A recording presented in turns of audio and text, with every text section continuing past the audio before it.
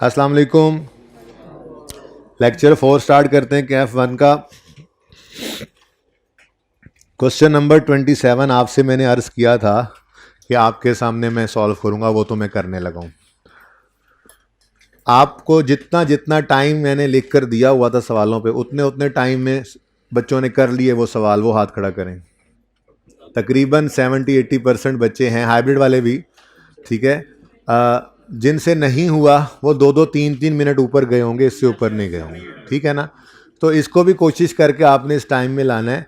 तो कोई अनजस्टिफाइड बात करके, मैं अनरियल बात करके मैं नहीं भेजा करता, ठीक है। इंशाल्लाह हो जाया करेगा वो काम जो आपको कहा जाएगा, ठीक है ना। थोड़ी कोशिश करनी है। स्पीड से काम करने का फ़ायदा ये है, आपका दिमाग ज़रा तेज़ तेज़ काम करना सीख लेता है, ठीक है ना। हैंड आई कोऑर्डिनेशन अच्छी बैटिंग वाले कर लेते हैं ना अक्सर जी। कैसा मैच जीते हैं फिर कल हैं। अच्छा जी, तो क्वेश्चन नंबर 27 मैं आपको ज़रा सॉल्व करवा देता हूँ एक दफ़ा। आसान सवाल था, लेकिन बेटा प्लीज़ बातें नहीं आप लोगों की तरफ से होंगी, आपस में बातें नहीं करनी है भाई प्लीज़, मैं क्लास से निकाल दूंगा। ये 2-3 बच्चों को निकालना पड़ेगा, फिर समझ आएगी उनको। अच्छा जी, कॉस्ट ऑफ एसेट 1 लाख है, रेजुअल वैल्यू 10,000 है, यूजफुल लाइफ 4 साल है, डेट ऑफ परचेज 1 जनवरी 16 है। स्ट्रेट लाइन और रिड्यूसिंग बैलेंस दोनों के तहत इसको डेप्रीशिएट करना था। स्ट्रेट लाइन के अंदर अच्छा रेट ही निकाल लेते हैं, ताकि दोनों तरफ रेट लग रहा हो ना ज़रा, तो बिल्कुल आमने सामने, ये इसीलिए मैंने ये इस तरह से वर्किंग आमने सामने आपको कहा भी था ऐसे ही करके आना है। ये इसलिए है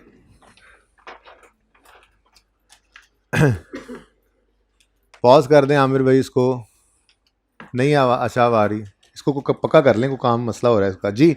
आमने सामने कहा था आपको, ये करके आइएगा। बहरहाल मैं सॉल्व करता हूँ ताकि किसी को कन्फ्यूजन अगर है भी इन दो मेथड्स के दरमियान में तो वो दूर हो जाए, ठीक है। स्ट्रेट लाइन मेथड में पहले डेप्रिसिएशन करते हैं इसकी।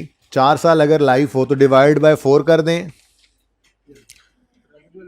तो मैं ये अर्ज़ कर रहा था, आमिर भाई की बैटरी ख़त्म हो गई थी, कि स्ट्रेट लाइन मेथड है, लाइफ से डिवाइड कर दें 4 से, या और वो कर लेंगे यार, वो भी कर लेंगे। मैं ये कह रहा हूँ कि लाइफ से डिवाइड कर दें, 4 से डिवाइड कर दें, या 1/4 करें तो 25% आता है, 25% से मल्टीप्लाई कर दें, बात तो सेम ही है ना। तो मैं इसलिए रेट यूज़ कर रहा हूँ ताकि इधर भी रेट हो इधर भी रेट हो, ताकि बिल्कुल सामने रेट ही चल रहा हो, फिर भी फ़र्क आप आइडेंटिफाई कर सकें दोनों में, ठीक है। तो स्ट्रेट लाइन मेथड के अंदर अगर मैं रेट निकालना चाहूँ तो कैसे निकालूंगा, 1/4 करके, 1/4 करके इंटू 100 करेंगे तो क्या रेट आ रहा है, तो 25% स्ट्रेट लाइन मेथड के अंदर रेट यूज़ करना है। डेप्रिसिएशन करनी है स्ट्रेट लाइन मेथड में, डेप्रिसिएशन का फॉर्मूला बताएं। बोलें कॉस्ट माइनस रेजिडुअल वैल्यू। सवाल में 10 गिवन है, 10,000 1000 में क्वेश्चन कर रहा हूँ ना, ठीक है। तो सवाल में रेजिडुअल वैल्यू कितनी गिवन है, 10। तो cost minus residual value into 25%, answer is 22.5। नहीं करेंगे जी। Book value 77.5। अच्छा बच्चों, आप पर्चे के अंदर आप आंखें बंद करके 22.5, 22.5, 22.5 अगले 3 साल में लिख सकते हैं, ठीक है, क्योंकि स्ट्रेट लाइन मेथड की खसूसियत ही यही है। दोबारा से कैलकुलेशन लिखने की ज़रूरत नहीं है, टाइम वेस्ट होगा, लेकिन फ़िलहाल तो मैं लिखूंगा, टाइम वेस्ट करने ही तो आया हूँ मैं यहाँ पे, ठीक है। इसलिए लिखूंगा ताकि आमने सामने दोनों मेथड्स हों, ठीक है ना। तो ज़रा हम पक्का भी कर लें उस बात को कि स्ट्रेट लाइन मेथड की खसूसियत क्या है, हर साल रेट ने कॉस्ट पे लगना है, हर साल रेट ने कॉस्ट पे लगना है, और हर साल डेप्रिसिएशन एक्सपेंस सेम आना है, ठीक है। तो अगले साल में फिर वही फार्मूला होगा, बोलो, वही 100 कॉस्ट है, माइनस रेजिडुअल वैल्यू है, इनटू जी अगेन वही 22.5। जब फॉर्मूला सेम है तो आंसर भी सेम ही होगा, आंसर इज 55। फिर डेप्रिसिएशन के लिए बुक वैल्यू नहीं पकड़ रहे, अगेन कॉस्ट पकड़ रहे हैं, क्योंकि स्ट्रेट लाइन मेथड है। फॉर्मूला बोलेंगे cost minus residual value into rate, again वही 22.5 आना है।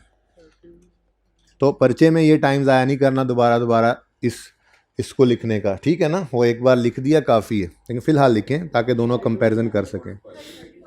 32.5 आ गया, 100 कॉस्ट है, माइनस रेजुअल वैल्यू 10 इंटू 25%, 22.5 आ गया, और बुक वैल्यू क्या है, वही रेजिडुअल वैल्यू है जिसको हमने डेप्रीशिएबल अमाउंट निकालते हुए माइनस कर दिया था। डेप्रीशिएट होने ही नहीं दिया था इस 10 रुपये को, क्योंकि ये डेप्रीशिएट होने वाली फिगर थी नहीं, ये तो मिल जाना है हमें, हम एक्सपेक्ट कर रहे थे, ठीक है ना। तो एंड पे क्या बच गया, रेजिडुअल वैल्यू, ठीक है। नेक्स्ट, अगर रिड्यूसिंग बैलेंस मेथड के अंदर हमने डेप्शन निकालनी है तो फिर रेट इज़ अ मस्ट, और रेट निकालने के लिए 1/4 नहीं करना, ठीक है, बल्कि ये वाला फॉर्मूला यूज़ करना है, 1 माइनस एन, ये वाला फॉर्मूला यूज़ करना है, 1 माइनस nth रूट S/C। कितने बच्चे ऐसे हैं जिनका आज पहला दिन, यार हाइब्रिड में क्यों डिस्टर्बेंस है, क्या मसला है जी। कितने बच्चे ऐसे हैं जिनका आज इस क्लास में पहला दिन है, खैर से माशाल्लाह आ गए हैं आप लोग जी। और इंट्रो भी नहीं पढ़ी हुई वो भी हाथ खड़ा करें साथ ही, कि आज पहला दिन भी है और इंट्रो भी नहीं पढ़ी हुई। बेटा आप ना क्लास के बाद मिल लें, ये जिन जिनका आज पहला दिन है और उन्होंने खुदा ना खास्ता इंट्रो भी नहीं पढ़ी हुई है, एक दो बच्चे हैं, प्लीज़ मिल लीजिए, पता नहीं आप लोग क्या कर रहे हैं, अभी तक पहुंच ही नहीं पा रहे हैं जी। तो अगर रिड्यूसिंग बैलेंस मेथड में रेट निकालना है तो फॉर्मूला लगेगा 1 minus nth root S/C, n useful life, S residual value, C is the cost, ठीक है जी। तो ये फॉर्मूला यूज़ करेंगे हम। सवाल में गिवन है n 4, बोलो यूजफुल लाइफ कितनी है 4, रेजुअल वैल्यू 10 और कॉस्ट 100, रेट आ गया 43.76 कर लो बेटा, 44 इसलिए नहीं कर रहा ताकि एग्जैक्ट ज़रा करीब करीब फिगर आ जाए, आप लोगों को परेशानी ना हो, ठीक है ना, ओके। और वैसे एक बात मेरी जहन में रख लो कि जो रेट्स वगैरह होते हैं ना उनको ज़्यादा राउंड ना किया करना, ठीक है ना, क्योंकि रेट ने आगे, जैसे मिसाल के तौर पे हम इन्वेंट्री का टॉपिक आप पढ़ के आए होंगे, उसमें मिसाल के तौर पे पर यूनिट कॉस्ट है 10.5 और यूनिट्स खरीदे हुए आपने 50,000, तो वो 10.5 को 11 करने से बहुत फ़र्क पड़ जाता है। तो जो रेट्स होते हैं ना, रेट्स नॉर्मली परसेंटेज हो गई या रेट्स हो गए, इनको ज़रा 2 डेसिमल तक लिख लिया करें, डेसिमल के बाद 2 डिजिट्स लिख लिया करें। हाँ, जब ये रेट अप्लाई होकर आंसर निकलता है रुपीज़ में, उस रुपीज़ को आप फिर खुले दिल से राउंड किया करें, राउंड अप या राउंड डाउन। तो मेरा मशवरा है कि रेट्स वगैरह को आप ज़रा डेसिमल के बाद 2 डिजिट्स लिख लिया करें, चाहे वो पर यूनिट कोई चीज़ का रेट निकाल रहे हैं उसे मल्टीप्लाई करना है, चाहे वो यहाँ पे रेट्स निकल रहे हैं, क्योंकि रेट्स ने फिर आगे फिगर पे अप्लाई होना होता है। मशवरा है, बाकी को राउंड कर भी दे तो इतना बड़ा गुनाह भी नहीं है, लेकिन मेरा मशवरा है कि रेट्स वगैरह को आपने डेसिमल के बाद 2 डिजिट्स तक लेना है, ओके। जी, उससे वो गलती नहीं होगी बेटा, मैं फेल होने के तरीके थोड़े ही बताता हूँ यहाँ पे, ठीक है ना। अच्छा जी अच्छा जी, अब मेथड कौन सा है, रिड्यूसिंग बैलेंस, तो कॉस्ट माइनस रेजुअल वैल्यू करेंगे। पहली बात यही की थी कल कि रेजुअल वैल्यू क्या करना है, इग्नोर, और दूसरी बात क्या की थी, रेट ने किस पे लगना है, बुक।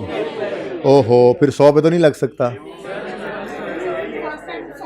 पहले साल तो बुक वैल्यू कॉस्ट ही होती है, तो 100 into 43.76%, answer is 43.76, book value 56.24, done जी। अब नेक्स्ट ईयर में 100 नहीं 56.24 बुक वैल्यू पर रेट लगना है, रिड्यूसिंग बैलेंस मेथड है, रेजुअल वैल्यू को हर दफ़ा क्या कर रहे हैं, इग्नोरे कर रहे हैं, तो 43.76%, आंसर 61, 2 डेसिमल तक बताते रहे जी, 62, नेक्स्ट जी 31.62 इंटू 43.76%, 13.84, बुक वैल्यू 7, फिर 17.78 के ऊपर लगा 43.76%, 7.78 ही कर लो, कोई एक आधे रुपये का फ़र्क है, तो राउंडिंग भी की हुई है ना, ताकि एंड पे क्या आ जाए।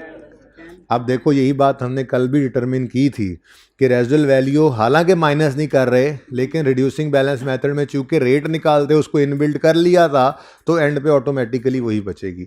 अब इन 2 सवालों को आमने सामने करने का फ़ायदा सिर्फ ये हुआ हमें कि हमें क्लियरली पता लग गया कि ये फॉर्मेट किसी मेथड ऑफ डेप्रिसिएशन का नहीं है, ये फॉर्मेट तो सिर्फ किसी भी डेट पे एसेट की बुक वैल्यू बता रहा है, 31 दिसंबर 17 पे भी बता रहा है, बुक वैल्यू 18 पे भी, 19 पे भी। तो डेप्रिसिएशन मेथड कहाँ पड़ा है? डेप्शन मेथड सिर्फ यहाँ पड़ा है, ये है depreciation method, cost minus residual value into rate.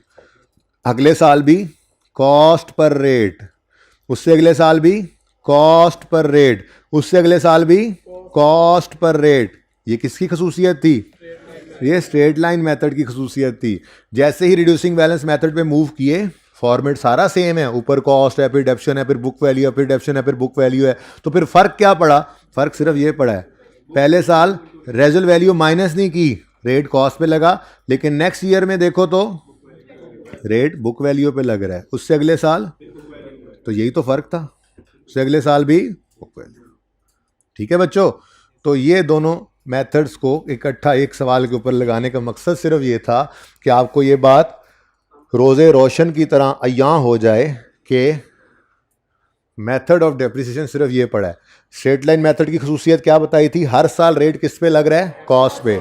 जबकि रिड्यूसिंग बैलेंस मेथड में हर साल रेट बुक वैल्यू पे लग रहा है। ठीक है, इसमें हर साल डेप्शन सेम आ रही है, इसमें डेप्शन हर साल कम होती जा रही है। 13.84 के साथ भी ब्रैकेट लगा लेते हैं। ठीक है, गलती नहीं निकाली आप लोगों ने आज? अच्छा जी,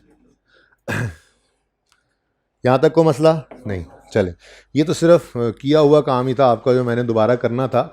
ज़रा आमने सामने ये फिर ये रिकॉर्ड में भी आ जाती है ना ऐसी चीज़, ताकि बवक्त ज़रूरत सनद रहे। और आप कभी भूल जाएं रिड्यूसिंग बैलेंस मेथड, तो मैं ये ओपन करके फिर दिखा सकता हूँ। आप कभी भूल जाएं रेट निकालने का फॉर्मूला, तो इसीलिए लिख लिया था। ठीक है ना जी बेटा?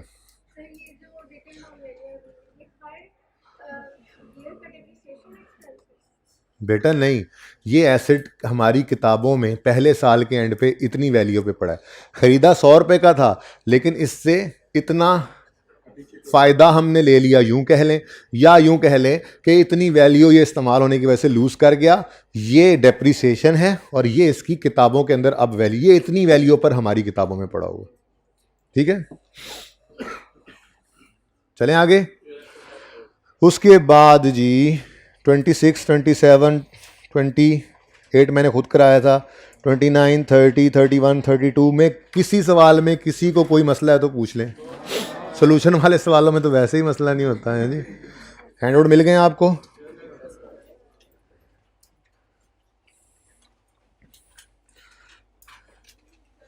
जी बेटा,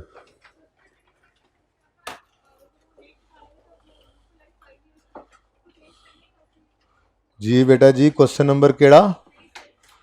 26। हाँ जी, इसमें क्या करें? रेट क्यों निकालें बेटा? रेट हम क्यों निकालें जब सवाल में गिवन है? तो हम कोई पागल हैं? हर पागल यही कहता है वैसे तो, लेकिन हमको पागल थोड़ा ही है। जी बेटा, इधर क्वेश्चन किधर से आया था? देखें, रेट गिवन है ना, तो क्यों निकालें? रेट निकालने की ज़रूरत नहीं है। अच्छा, इन केस रेट निकालना भी पड़ता, आपका जो सवाल है, तो डेट ऑफ परचेज का तो कोई असर नहीं पड़ता रेट निकालने पर। हमारे डेप्शन रेट निकालने वाले फॉर्मूले के अंदर कहीं पे डेट ऑफ परचेज का जिक्र था? नहीं। एक एसेट 1 जनवरी को ख़रीदा है और उसकी लाइफ 3 साल है, तो 1 जनवरी 10 को ख़रीदा है, तो 31 दिसंबर 10, 11, 12, 31 दिसंबर 12 पे उसके 3 साल पूरे हो जाएंगे। अगर एक एसेट 1 अप्रैल 10 को ख़रीदा है, तो उसकी ज़िंदगी के 3 साल ख़त्म हो जाएंगे 31 मार्च 11, 12 और 31 मार्च 13 पे। 3 साल ही पूरे होने हैं ना, तो लाइफ तो पूरी निकल आएगी। तो अगर रेट निकालना भी पड़े तो डेट ऑफ परचेज से कोई फ़र्क नहीं पड़ता, लेकिन यहाँ निकालने की ज़रूरत नहीं है। ठीक है, अच्छा जी, तो मैं कह रहा था कि आज वाले लेक्चर नोट्स में हमने क्या देखा? सबसे पहले 27 किया हमने। ठीक है, उसके बाद ये क्वेश्चन है जी मिस्टर मोइन वाला। ये क्वेश्चन करने के लिए आपके पास सिर्फ 3 मिनट है, और आपका टाइम शुरू होता है अब। सिर्फ 2 अदद सिंपल एडिशन है, WDV मेथड है। जल्दी करें, मैं आ रहा हूं आप लोगों को चेक करने। ये वाला कौन से वाला? मोइन वाला। कौन से वाला? हाइब्रिड 2 से स्टार्ट करते हैं चेकिंग।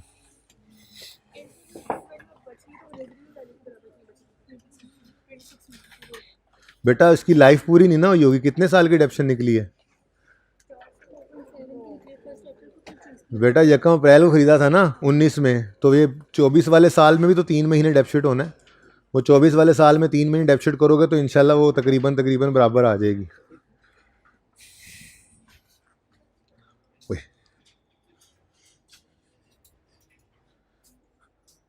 हाइब्रिड 2 वालों मैं आ रहा हूँ।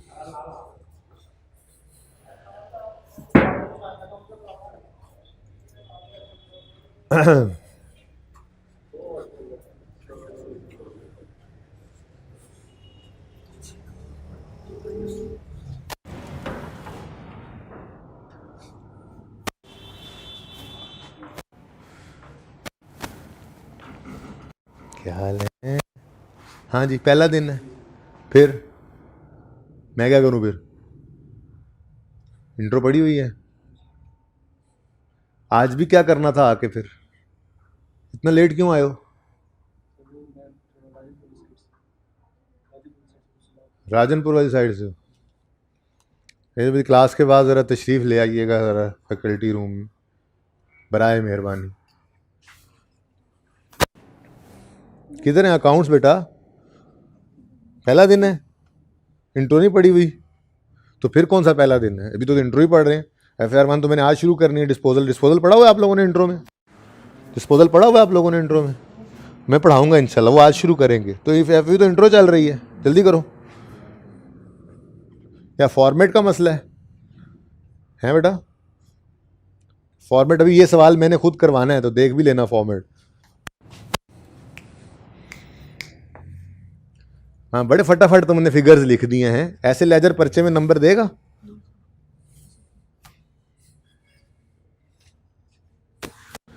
बड़े छुप के बैठे हो हैं।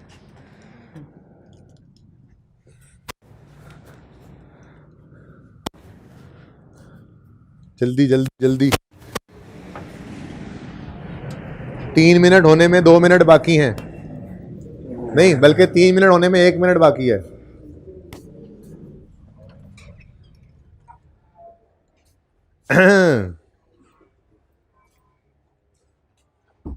कहाँ है एक्यूमुलेशन का अकाउंट? साथ साथ बनाया करो ना। ये 2 साल का तुम्हें पहले एसेट अकाउंट बना, हर बार दोबारा दोबारा सोचोगे, इकट्ठा बनाया करो।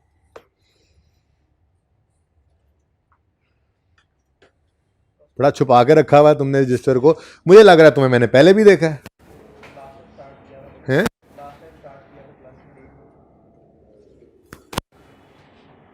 इंट्रो भी नहीं पढ़ी हुई होगी तुमने। बड़ी मेहरबानी। तो फिर कौन सा फर्स्ट डे है यार? ये इंट्रो वाला पोर्शन ही पढ़ रहे हैं अभी तक तो हम।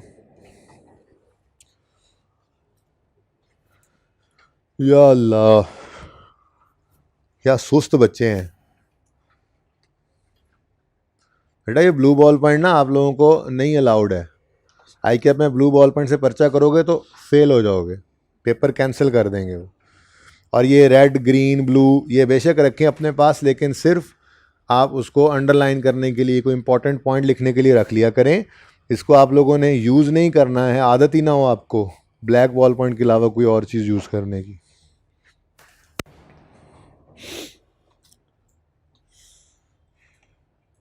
मैं कौन सा सवाल करा रहा हूँ और तुम कौन सा कर रहे हो?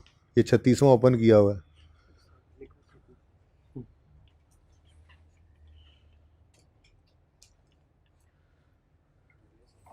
अच्छा जी, लेजर नहीं विखाते पाए तुम, लुको के रखे ने।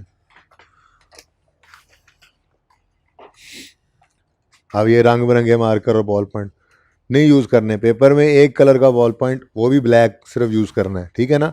इससे टाइम भी ज़ाया होता है। ये ना हो ऐसे नोट्स बनाते बनाते पर्चे में भी ऐसे ही हो जाए। नीले पीले रंग नहीं करने, ओनली ब्लैक बॉल पॉइंट। छोड़ दें ब्लू बॉल पॉइंट, यूज़ करना ही छोड़ दें। टेस्ट के अंदर जिसने ब्लू बॉल पॉइंट यूज़ किया उसका मैं पेपर कैंसिल कर दूंगा। फिर आके ये ना कहना सर प्लीज़ इस बार चेक करवा दें, नहीं चेक करवाऊंगा। और जिसने एक्स्ट्रा टाइम लगाया गिवन टाइम से, वो नोट करते हैं टीए वहाँ पे एग्ज़ाम, वो टीए रूम वाले, वो टेस्ट रूम वाले, वो जितना टाइम होगा उतने नंबर डिडक्ट करूँगा मैं उसमें से। इसलिए जो टाइम गिवन हो बस वही लगाना है। 3 मिनट से ऊपर हो गया टाइम तो।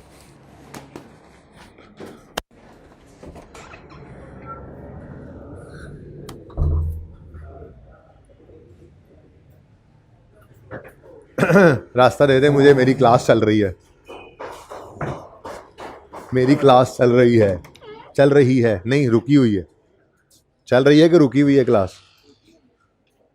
चलाएं फिर इसको, रजिस्टर छुपा के रखा हुआ है तुमने, सर हाथ खराब है हैं? पहला दिन तो नहीं है? कल का लेक्चर क्यों नहीं लिया? क्लास के टाइम पे एक्सीडेंट हो गया था, एंड टाइम पे। कल वाला लेक्चर यूट्यूब पे अवेलेबल हुआ है? साकिब को बुलाएं जरा, पता कर लेते हैं हुआ है। ये हंस के ना दिखा दिया करो मुझे आगे से।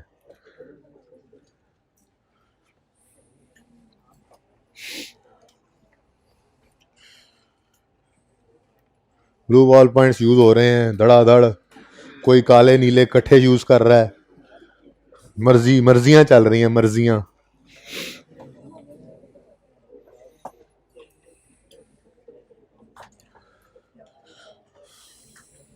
मैं सवाल नहीं देख रहा, मैं सिर्फ देख रहा हूँ कुछ कर रहे हो। सवाल तो मैं करवाता हूँ, अभी आप लोगों ने चेक कर लेना है। थोड़ा प्रेजेंटेशन वगैरह ही देख रहा हूँ। भाई बातें क्यों हो रही हैं? बातें क्यों हो रही हैं?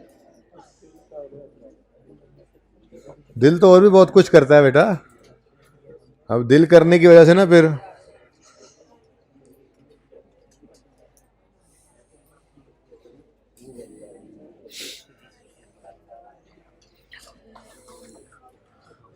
शुरू करते हैं।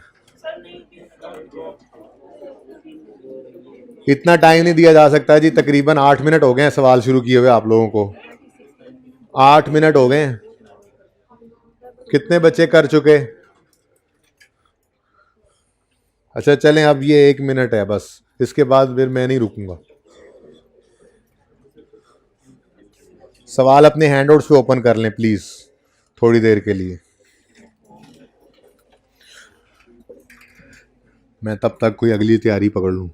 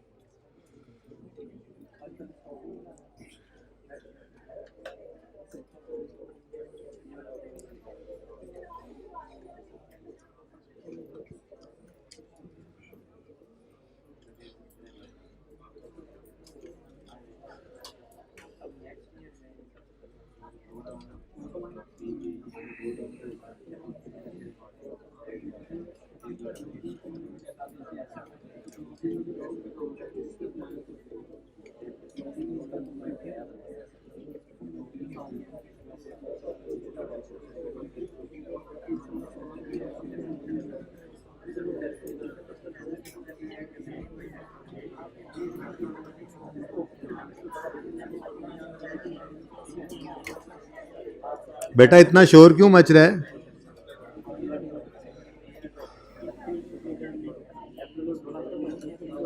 ओके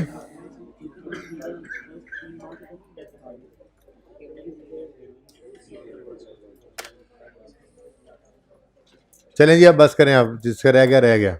अगली बार अच्छी कोशिश कीजिएगा कि जल्दी से हो जाए। जी इधर देखें, Muin has provided following details of ledger balance appearing in the books on यकम जनवरी 16, 250 और 180। तो यकम जनवरी 16 पर पिछली क्लास का फॉर्मेट यूज करते हुए कितना जी, 250 एसिड अकाउंट का ओपनिंग है, और यकम जनवरी 16 पर 180। ये सवाल इसलिए करवाया, डिस्पोजल तो मैंने वैसे शरारतन शुरू किया है ना, ताकि आप लोगों को घर पे थोड़ा परेशान कर सकूं, क्योंकि ये रूटीन तो चलेगी ही कि आपको घर पे मैं काम देकर ऐसा भेजूंगा जो ज़रा, अक्सर ऐसा होगा, ज़रूरी नहीं हर दफ़ा हो, लेकिन ज़्यादातर ऐसा, मेरी कोशिश बहरहाल यही होगी कि मैं कर पाऊँ कि थोड़ा सा ऐसा काम आपको दे के भेजा जाए जिसकी discussion as it is class के अंदर ना हुई हो पूरी, वरना तो कॉपी पेस्ट चलता है। तो ये डबल एफर्ट मेरी चल रही होती है। मैं एक दफ़ा आपको बात बताता हूँ, आप घर पे उसको ट्राई करते हैं, अगले दिन वो सारी बात तुम्हें दोबारा से करनी पड़ती है। तो जो अभी आपको होमवर्क मिलेगा, आप पक्का जहन के अंदर रखिए, थोड़ा सा टफ लगेगा, सारी बात शायद ना बताऊं, आधी बता के कहूं, बाकी ट्राई करना। अगले दिन वो सारा कुछ मैंने समझाना है आपको। ऐसा नहीं होगा कि वो नहीं समझाऊंगा, लेकिन अगर मैं सारा कुछ करके ही आपसे होमवर्क करवाता रहूं तो फिर कॉपी पेस्ट ही चलता रहता है। तो थोड़ा सा रोज़ाना की बुनियादों पर थोड़ा सा आप लोगों की तरफ से एंटिसिपेशन होती रहेगी ना इसकी, ठीक है। थोड़ा सा आप लोग जो है वो अपना हिस्सा डालते रहेंगे, एफर्ट करते रहेंगे, तो आपके अपने दिमाग की हालत थोड़ी सी बेहतर होगी, जो चलना शुरू कर देगा, ठीक है ना। बाकी ये कभी नहीं समझना आपने कि जो होमवर्क दे दिया उसके अंदर बस आपकी तरफ चला गया, वो आपकी तरफ चला गया, वो आइंदा डिस्कस नहीं होगा। अगले दिन वो सारा तफसील से दोबारा करवाना होता है मैंने, ठीक है ना। तो ऐसे ही डिस्पोजल का आज एक सवाल मैंने करके बिल्कुल आखिरी 10-15 मिनट में, उसके बाद उस जैसा एक और सवाल होमवर्क में भी दे दिया। अब वही डिस्पोजल कल सारा दिन चलना है, लेकिन आज वो दे देने का फ़ायदा ये है कि आप घर पे जाओगे, ट्राई करोगे, उसको समझोगे, थोड़ा सा दिमाग आपका चलेगा, क्वेश्चंस आपके दिमाग में आएंगे, तो कल ज़रा बेहतर आप जो है वो क्लास के अंदर बैठ के उसमें क्वेश्चंस कर सकोगे मेरे से, ठीक है ना। अच्छा जी, ओपनिंग आ गए और सही है, सवाल भी कर लें, बातें ही कर रहे हैं। फॉलोइंग एडिशंस टुक प्लेस 1 अप्रैल 16, कितना जी, 40। तो एंट्री 1 अप्रैल 16 पर एसिड डेबिट 40 से, और नेक्स्ट डिस्पोजल इस साल के अंदर नहीं है, इस साल के अंदर नहीं। कितने बच्चों ने एक ही साल में दोनों एडिशंस कर दी, हाथ खड़ा करें तेजी में, होने चाहिए 2-3। हाँ माँ 2-3 वैसे ही हाथ खड़ा कर दिया, बाकी ये किया हाइब्रिड में भी 10-12 होने चाहिए थे वैसे, ठीक है। ध्यान से देख लिया करो भाई, सवाल को ध्यान से पढ़ना आधा सही जवाब होता है, ठीक है। सवाल को ध्यान से पढ़ा करो, रिक्वायरमेंट समेत जी। बस एक ही एडिशन था इस साल में। अब क्या करें, डेप्रिसिएशन एक्सपेंस कैलकुलेट कर लें, ठीक है। तो डेप्रिसिएशन एक्सपेंस निकालना है for the year ended 31 December 2016 on opening assets. Method कौन सा है, अगर मेथड हो स्ट्रेट लाइन तो यहां पर लिया करते हैं हम ओपनिंग कॉस्ट ऑफ ऑल, और अगर मेथड हो रिड्यूसिंग बैलेंस, क्योंकि ओपनिंग वाले एसेट्स वो एसेट्स होते हैं जो पहले से चले आ रहे हैं। तो अगर पुराने एसेट्स आ रहे हैं तो स्ट्रेट लाइन मेथड में तो हर साल रेट ने कॉस्ट पे लगना है, लेकिन रिड्यूसिंग बैलेंस मेथड के अंदर पहले साल के बाद रेट हमेशा किस पे लगता है, बुक वैल्यू पे। तो जो ओपनिंग एसेट्स हैं उनका ये दूसरा, तीसरा, चौथा साल हो सकता है, पहला साल तो नहीं है। जब पहला साल नहीं है तो फिर ओपनिंग एसेट्स की कॉस्ट रेलेवेंट नहीं है रिड्यूसिंग बैलेंस मेथड के लिए, हमें ओपनिंग एसेट्स की बुक वैल्यू चाहिए होगी। तो ये नई चीज़ कल हमने रेड कलर के साथ लिखी थी, आपको याद हो, opening book value of all assets पर हमने रेट लगाया था, ठीक है जी, ऐसे ही किया था। और ओपनिंग बुक वैल्यू हमने कैसे निकाली थी जी, बुक वैल्यू कैसे निकलती है जी, कॉस्ट माइनस एक्यूमुलेटेड डेप्रिसिएशन, ठीक है। जिस दिन की भी बुक वैल्यू चाहिए, कॉस्ट में से उस दिन तक की डेप्रिसिएशन को माइनस कर दें। तो हमें ओपनिंग डेट की बुक वैल्यू चाहिए, तो कॉस्ट में से ओपनिंग डेट की एक्यूमुलेशन माइनस कर देंगे। अब ओपनिंग डेट पर कॉस्ट कितनी पड़ी है सारे एसेट्स की, 250, और इस दिन तक की डेप्रिसिएशन कितनी एक्यूमुलेट हो चुकी है, इन दोनों को नेट करें तो क्या आ जाएगा, बुक वैल्यू। क्या आ जाएगा, बुक वैल्यू, ठीक है। तो opening cost of all 250 minus opening accumulated depreciation of all, इसको आप जो है वो नेट करके आंसर लिख दें, आपकी मर्जी है, ठीक है। आप इस तरह से लिख दें पर्चे में, आपकी मर्जी है, ठीक है। इनटू 20%, फ्रैक्शन लगेगा, नेवर अप्लाई फ्रैक्शन, ठीक है जी, ठीक। नेक्स्ट एडिशन के ऊपर, तो ऑन एडिशंस, एडिशंस कितने, एक ही है 40, rate of depreciation, residual value given होती तो माइनस करते, रिड्यूसिंग बैलेंस मेथड है, रेजिडुअल वैल्यू गिवन होती तो इग्नोर करते, ठीक है। हाँ पहला साल है इसलिए रेट कॉस्ट पे ही लग रहा है, ठीक है जी। किस दिन खरीदा, 1 अप्रैल को, तो 9/12 total entry depreciation expense debit, accumulated depreciation credit, working 1, पहला साल खत्म, क्लोजिंग बताओ 290 और 200। यहां तक कितने बच्चों का बिल्कुल सही था? किसका गलत था? गलती पता लग गई? कोई क्वेश्चन यहां तक नहीं? चलें आगे। कंफ्यूजन तो नहीं है किसी बच्चे को?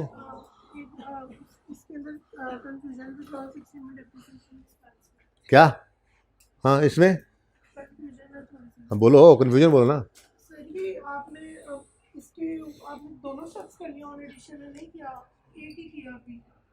बेटा बेटा इसका आप कैलकुलेटर पे 250 माइनस 180 इंटू 20% करें, वो 14 आएगा।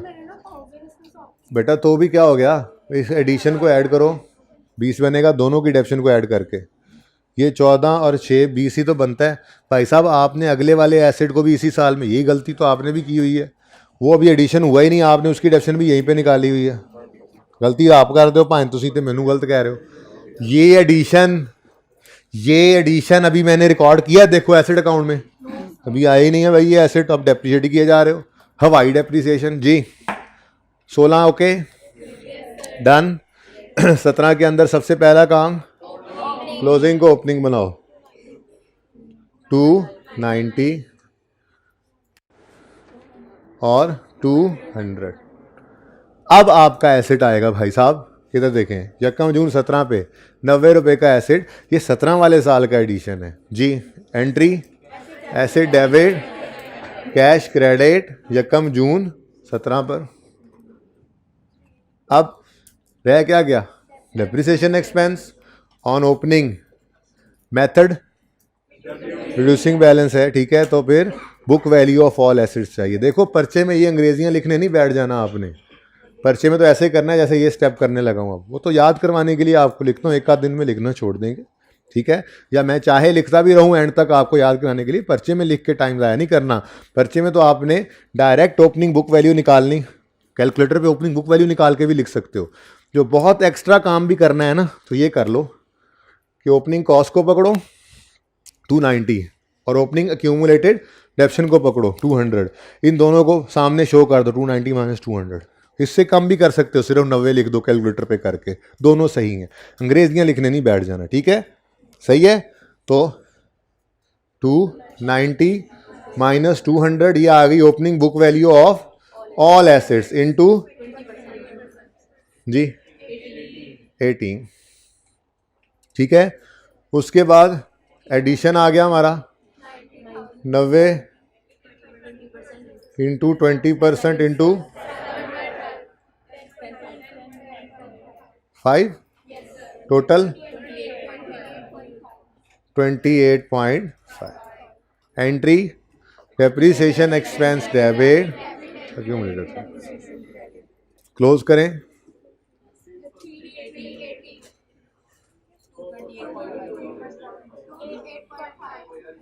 एक्सट्रैक्ट्स अगर बनाए हो किसी ने, प्लीज एक्सट्रैक्ट्स अगर किसी ने बनाए हो तो डेप्शन एक्सपेंस 20 और 28.5, और एसेट बैलेंस शीट के अंदर एसेट का क्लोजिंग 290 380, एक्यूमुलेशन की क्लोजिंग 200 और 228 4 या 5।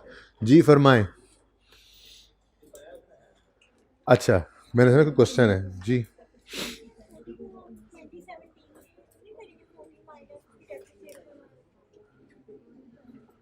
जी बेटा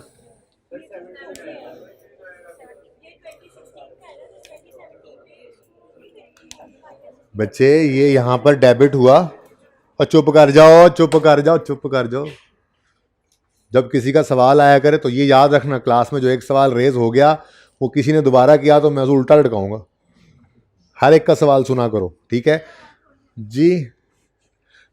सवाल ये है कि ये 40 जो है ये जब 16 के अंदर आया है, इसको 17 में हमने दोबारा नहीं लेना। उसका जवाब ये है कि ये जब यहाँ पे डेबिट हुआ तो इस क्लोजिंग में आ गया, इस क्लोजिंग में आया तो इस ओपनिंग में आ गया, तो इस ओपनिंग को हमने यहाँ ले तो लिया, कितने गया ये, तो ये ऑलरेडी इसमें मौजूद है ना जी, ठीक है। और कोई सवाल?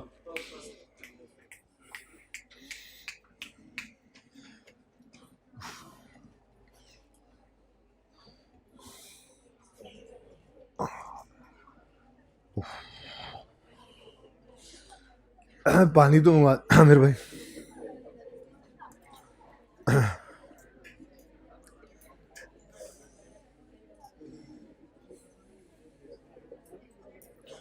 अच्छा जी, ये कुछ बच्चे ऐसा करते हैं पर्चे में 208 लिख दिया, पता लगा हो 200 है तो इसको ऐसे कर दिया 200, इसके नंबर कटते हैं, इसके नंबर कट जाते हैं, ठीक है। ओवर राइटिंग के नंबर कटते हैं, कटिंग के कोई मार्क्स नहीं कटते। 208 लिख दिया, गलत हो गया। एक सादा सा आसान सा हल क्या है, साफ सुथरी सी एक लाइन लगाएं, सफ़ा हस्ती से मिटाने की भी ज़रूरत नहीं है उसको, ठीक है। 208 गलत हो गया, लाइन लगाएं, 200 लिख दें, इसकी कोई मार्क्स नहीं कटेंगे। ओवर राइटिंग के मार्क्स कटते हैं, ओके।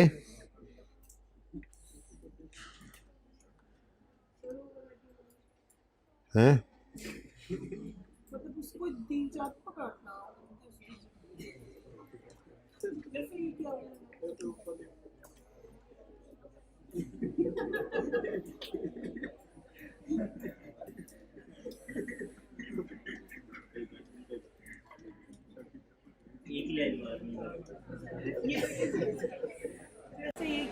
नहीं, ये कटिंग ही है, लेकिन इसको ज़रा तमीज़ से भी कर सकते थे हम। यानी आपने इसको 20,000 को लिखकर आर यूं करके काटा हुआ है, क्या ज़रूरत है यार इतना जुल्म करने की, एक लाइन लगाओ तब भी कटिंग हो जाएगी। अच्छा जी सुने, अब FAR 1 शुरू करते हैं। आज कितने बच्चों ने वैसे इंट्रो में डिस्पोजल पढ़ा है? इत्तफाकन ही कुछ ने पढ़ा हुआ है, वो उनके उस्तादों ने एक्स्ट्रा पढ़ा दिया होगा। इंट्रो के सिलेबस में आई थिंक नहीं है, मैंने एक गो थ्रू जब आया था सिलेबस तो किया तो उसमें डिस्पोजल का जिक्र नहीं था, तो कोई बात नहीं, वहाँ तो नहीं था यहाँ तो है। यहाँ तो डिस्पोजल ही डिस्पोजल है, हर शाख पे डिस्पोजल बैठा है, अंजाम FAR 1 क्या होगा, तो डिस्पोजल यहाँ पे तो है, ठीक है। हम लाजमी इसको करेंगे, तफसील से करेंगे, स्लोली हम चलते हैं, आपको पता है स्पीड तो इतनी की है। तो आज डिस्पोजल को शुरू करते हैं, कल डिस्पोजल को ख़त्म करेंगे इंशाल्लाह। स्ट्रेट लाइन मेथड से कल तक चलेगा, फिर परसों रिड्यूसिंग बैलेंस लेकर आएंगे, ठीक है। अच्छा, सिंपल डिस्पोजल के बगैर, सिंपल स्ट्रेट लाइन मेथड हो या रिड्यूसिंग बैलेंस मेथड हो, तो अकाउंट्स वगैरह बनाने आते हैं, डेबिट एक्सपेंस कैलकुलेट करना आ गया, दोनों में फ़र्क समझ आ गया। मैंने कोई जल्दी नहीं की, मैंने 2 दिन इसीलिए तकरीबन, ये दूसरा दिन भी इसी पे ही लगा है, तो अब डिस्पोजल सिर्फ आपको छेड़ने के लिए शुरू कर रहा हूँ आज, ठीक है। अच्छा, अब अगर आप कोई एसेट बेचते हैं तो उस एसेट के बारे में आप कुछ चीज़ें बता सकते हैं, ठीक है। जैसे कि आपके पास एक मोबाइल है, आपका अपना है प्रोवाइडेड, ठीक है, किसी का उठा के नहीं बेच रहे हैं, ठीक है ना, अपना है, तो उसके बारे में 4 बातें बता सकते हैं, क्योंकि जिसको उठा के बेचेंगे उसके बारे में 4 बातें नहीं बता सकते। अपना एसेट भाई हमारी अकाउंटिंग के अंदर डेफिनेशन ही क्या थी, ओनरशिप में हो, कंट्रोल में हो, ठीक है, ड्यू टू पास्ट इवेंट, ख़रीदा हो आपने, उस वजह से आपके ओनरशिप में आया हो, तो वो आपका एसेट है, ठीक है ना। अब जब एसेट खरीदना था तो उसकी तो अकाउंटिंग हमने सीख ली, जब एसेट खरीदते हैं तो हम उसकी एंट्री करते हैं एसेट अकाउंट डेबिट। हाँ, उसकी कॉस्ट फिलहाल सिंपली एक फिगर गिवन है, इसके ऊपर थोड़ी बहस करेंगे, कॉस्ट डिटर्मिनेशन, ये इंट्रो में गालिबन आप लोगों ने पढ़ा हुआ है, लेकिन FAR 1 में दोबारा पढ़ेंगे क्या कि एसेट की कॉस्ट में क्या क्या चीज़ें शामिल हो सकती हैं। बट फिलहाल सवाल के अंदर कॉस्ट रेडीली अवेलेबल होती है। तो जब एसेट खरीदते हैं तो एसेट खरीदते हुए हम एसेट अकाउंट को क्या कर देते हैं, डेबिट, क्योंकि एसेट बिजनेस में बढ़ता है और एसेट की नेचर डेबिट है, और डेबिट नेचर की चीज़ बढ़ने पर डेबिट ही होगी। अब एसेट बिजनेस से निकल गया किसी भी तरह से, वो बिक के गया, वो जल के गया, वो बह गया, वो धंस गया, वो स्वाह हो गया, आग लग गई है, राख बन गया, कुछ भी हो, बिजनेस से एसेट के चले जाने को डिस्पोजल कहते हैं, या डी रिकग्निशन, मुश्किल वाला लफ्ज़, ठीक है। जैसे एडिशन के वक्त एसेट को रिकॉर्ड करना रिकग्निशन कहलाता है, ऐसे ही डिस्पोजल के वक्त, एसेट के जाने के वक्त उसकी एंट्री करना, उसकी रिकॉर्डिंग करना, उसकी अकाउंटिंग करना, इसको डी रिकग्निशन कहते हैं, ठीक है ना। अब एसेट किसी भी तरह से बिजनेस से निकल गया तो ये डिस्पोजल है, लेकिन फ़िलहाल हम सबसे यूजुअल नॉर्मल वे बिक कर जाना, इसकी एंट्री, इसकी अकाउंटिंग सीखेंगे, फिर जला भी लेंगे इंशाल्लाह। फ़िलहाल आपने एसेट को जलाना जलूना नहीं है, ठीक है ना। हाँ, सिंपल, एसेट हमने ख़रीदा, इस्तेमाल किया और फिर बेच दिया, जब बेच दिया तो वो हमारे बिजनेस से निकल जाएगा।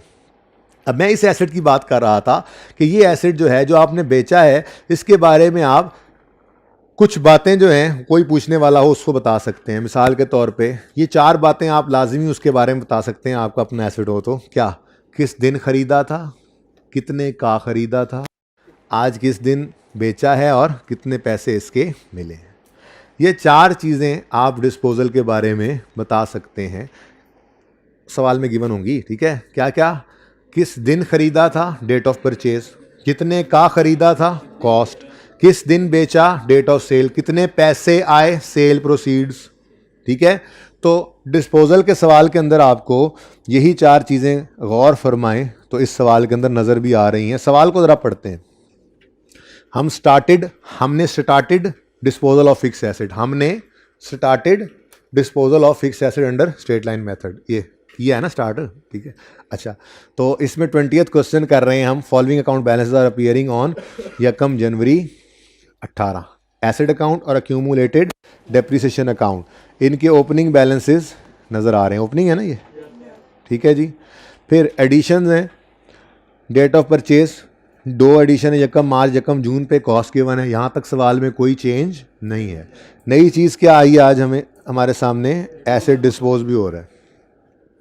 अकाउंटिंग बहुत आसान है, सबसे आसान सब्जेक्ट सीए के अंदर अकाउंटिंग ही है। ठीक है ना, बस रोज़ का रोज़ पढ़ना है आपने। ठीक है, ऐसे ही एक एक चीज़ रोज़ाना ऐड होती चली जाएगी। आप रोज़ पढ़ रहे होंगे तो आपको कोई नया मसला इसमें नहीं आएगा, वो कॉन्टीन्यूटी में चलता जाएगा। हाँ, छुट्टियाँ करेंगे तो फिर का समझ नहीं आएगी, वो कड़ियाँ मिल रही होती हैं ना हर रोज़। ऐसा नहीं होता कि आपको एक लेक्चर के अंदर जो पढ़ाया गया अगले लेक्चर में सिर्फ वही पढ़ाया जाएगा। आप पूरे सेशन के अंदर ये नोट करेंगे कि हर लेक्चर के अंदर कुछ ना कुछ नया आ रहा होता है, स्टेप बाय स्टेप चल रहा होता है।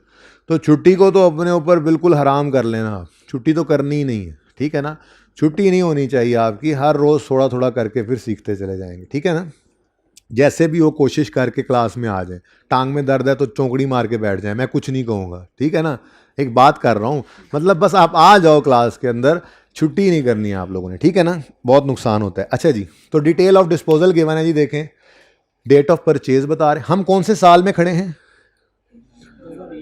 18 के साल का शुरू, और 18 के ही अकाउंट्स को हमने बनाना है। ये एसेट हमने खरीदा किस दिन था, पुरानी बात है, ये एसेट खरीदा। तो जितने भी सवाल मैं आपको डिस्पोजल सिखाऊंगा उसमें जो एसेट बेचा जा रहा होगा, जिस साल में खड़े होंगे वो उससे 2, 3, 4 साल पहले खरीदा गया होगा। हाँ, वो टेस्ट वाले सवाल के अंदर ऐसा हो जाएगा कि जिस साल में एसेट खरीदेंगे उसमें बिक भी जाएगा, तो वो बात की बात है। ठीक है, वो तो टेस्ट के अंदर आप देखेंगे ना। फिलहाल तो हम जितने सवालों के अंदर डिस्पोजल सीखेंगे उसमें क्या होगा, एसेट जो बेच रहे होंगे वो कुछ साल पहले खरीदा होगा। ठीक है, जैसे ये 18 में हम खड़े हैं तो ये एसेट कब खरीदा हमने, 15 में। कितने का खरीदा, 40,000 का। किस दिन बेच रहे हैं, हमारे साल में। और कितने रुपए आए हैं। अब ये सेल प्रोसीड्स आज इस्तेमाल नहीं होनी, ये कल इस्तेमाल करेंगे इंशाल्लाह। ठीक है ना, फिलहाल तो सेल प्रोसीड्स आज यूज़ नहीं होनी। ठीक है, डिस्पोजल का टेक्निकल काम मैं आपको आज करवा दूंगा, लेकिन डिस्पोजल को कंप्लीट नहीं करूंगा ताकि आप ये टेक्निकल काम की थोड़ी प्रैक्टिस करके आ जाएं। ये सवाल मैंने यहाँ पे सॉल्व किया पिछली क्लास में, उसकी वजह ये है कि मैं इसी को कल कंटिन्यू करूँगा। पहले यहाँ पर थोड़ी सी बात करके फिर कल इस जैसे 1-2 सवाल वहाँ बोर्ड पे भी कर लेंगे। ठीक है ना, क्योंकि मैंने ये बात ज़रा तकरीबन दरमियान में छोड़ी थी ना, इस वजह से मैं इसको, मतलब दरमियान में नहीं, डिस्पोजल की टेक्निकल बात कर ली है, लेकिन पूरा डिस्पोजल इंशाल्लाह कल करेंगे।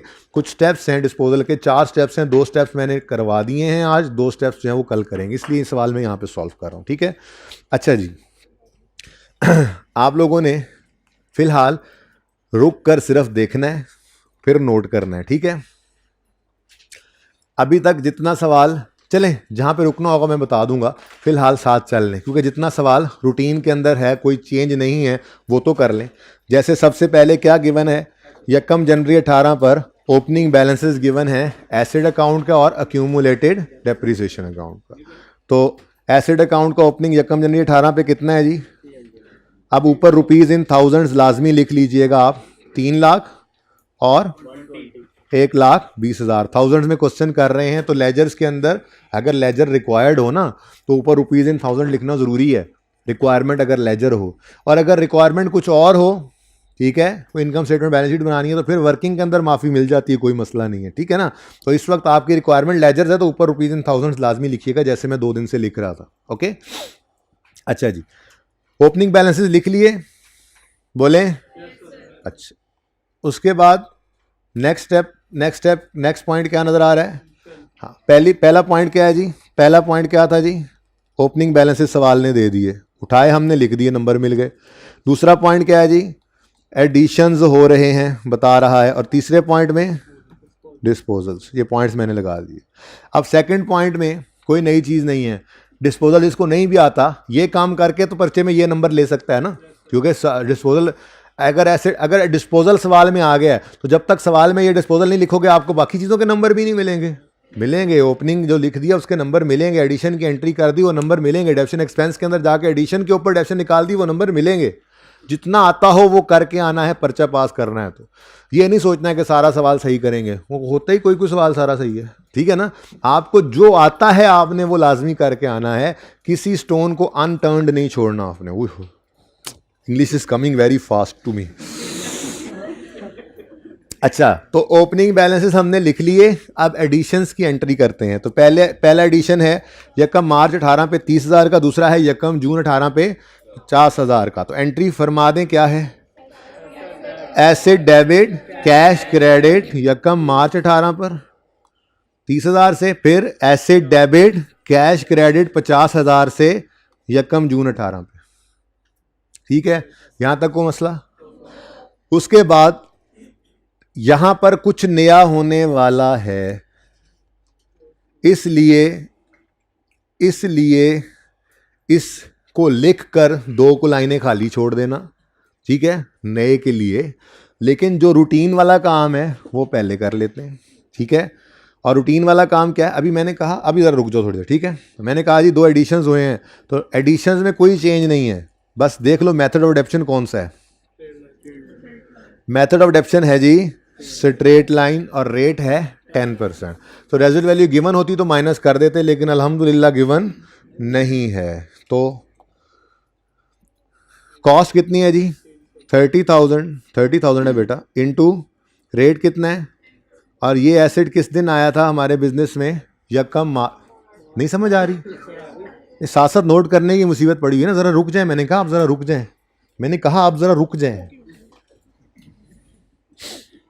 यकम मार्च 18 पे 30,000 का एसेट खरीदा है, कितने महीने चला हमारे पास? तो इंटू 10/12। दूसरा एसेट खरीदा है हमने 50,000 का, किस दिन? यकम जून 18 पे। तो फिर cost into straight line method है ना, रेट इंटू 7/12 फरमा दें जी, 2.5 और 2.9। ठीक है जी, यहां तक को मसला नहीं। अच्छा, अब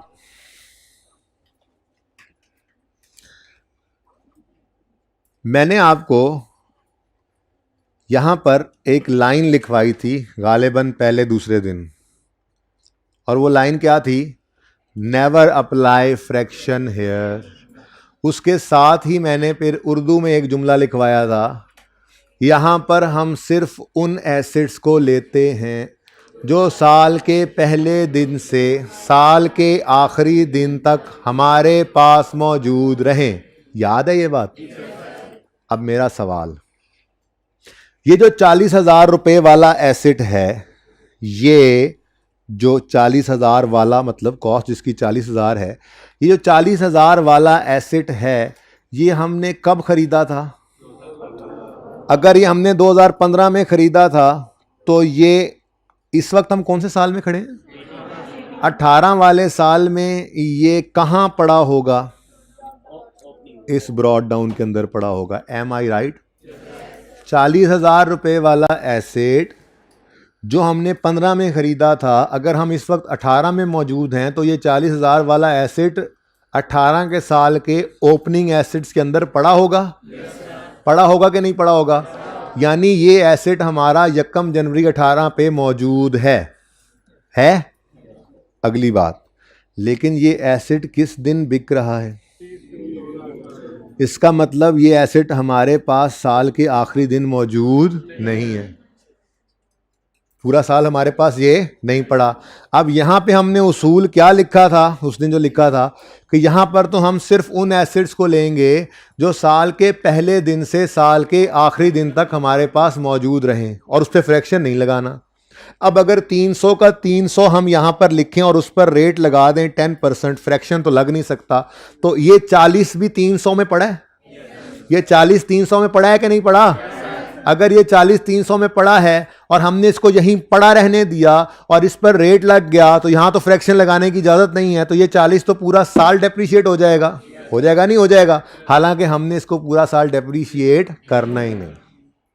ठीक है, तो फिर आज की नई बात क्या है? रोज की तरह से हर रोज नई चीज आती है ना। आज की नई बात यह है कि ये फॉर्मूला मुकम्मल नहीं था, ये अंग्रेजी मुकम्मल नहीं थी। ये मुकम्मल अंग्रेजी क्या है? डेप्थ एंड एक्सपेंस जब हम निकालते हैं तो ऑन ओपनिंग एसिड्स जो हम लिखते हैं, पूरी कहानी ये है कि इसमें से हम एक्सक्लूड कर दिया करते हैं डिस्पोजल्स को। तो पूरी बात ये है, depreciation expense on opening acids जब निकालते हैं तो अगर कोई एसिड डिस्पोज हो रहा हो दौराने साल, तो उसको हमने ओपनिंग एसिड्स में से क्या कर देना है? एक्सक्लूड करना है, निकालना है। क्योंकि अगर खुदा ना खास्ता ये यहाँ पड़ा रह गया तो फिर ये पूरा साल डेप्रीशिएट हो जाएगा। Is it clear? अच्छा, फॉर्मूला हमने क्या लिखा था यहाँ पर? हमने फॉर्मूला क्या लिखा था? Opening cost of all acids, याद है? यानी कि 300, यानी 300 ही है ना। Opening cost of all acids कितनी है जी? 300। अब इस पे रेट नहीं लगाना, मैं क्या कह रहा हूं, इसमें से 40 को माइनस कर दो, तो कॉस्ट ऑफ डिस्पोजल को क्या कर दो? माइनस। अब चूंकि हम यहाँ पे ओपनिंग की आदत पड़ी हुई है हमें, तो फिर मैं ओपनिंग कॉस्ट ऑफ डिस्पोजल ही लिख देता हूँ, कोई मसला तो नहीं है। तो कॉस्ट तो सारी जिंदगी सेम ही रहती है ना, ओपनिंग डेट पे हो, क्लोजिंग पे हो, जब खरीदा था तब हो, कॉस्ट तो कॉस्ट ही है ना। ठीक है, तो बस क्योंकि पहले ओपनिंग, ये असल में ओपनिंग लिखने की आदत इसलिए डाली हुई है WDV के अंदर काम आती, बस ओपनिंग कॉस्ट यहाँ पे लिखते हैं, वहाँ ओपनिंग बुक वैल्यू लिख देते हैं, वरना कॉस्ट तो हमेशा कॉस्ट ही रहती है, इसमें कोई मसला नहीं है। ठीक है, तो कॉस्ट ऑफ ऑल एसिड्स में से हमने माइनस क्या करना है? कॉस्ट ऑफ डिस्पोजल्स को। ठीक है जी, और बकाया जो बचेंगे उन पर लगा देना है रेट। क्या मतलब? मतलब कि जो 300 रुपए आ रहा है, यह है सारे एसिड्स की कॉस्ट।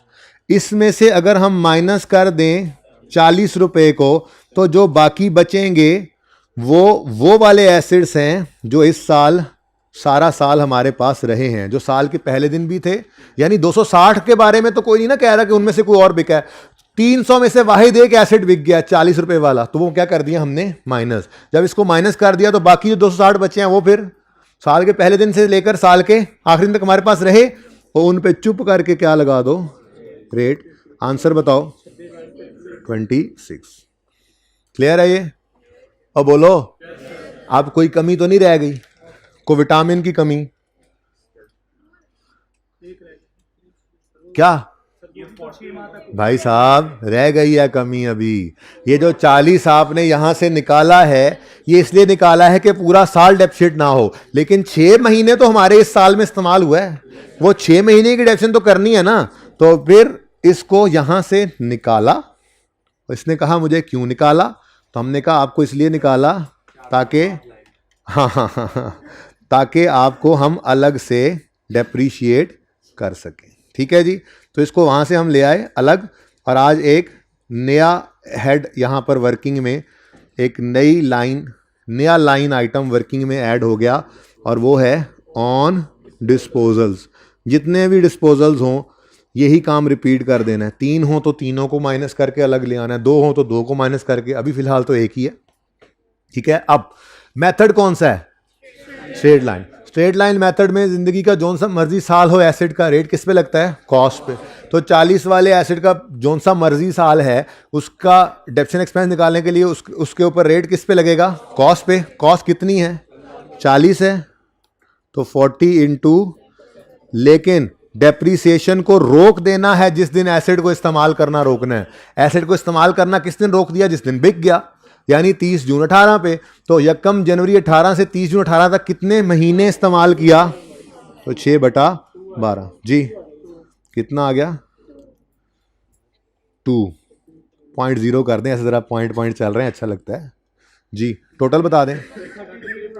हाँ 26 को भी ऐड करना है, ऊपर से टोटल ऐड करना है, ठीक है। पिछली क्लास में एक बच्चा कह रहा था 6 पॉइंट पता नहीं 7 पॉइंट, मैं कह रहा 26 को भी ऐड कर लो, होश कर लो जी।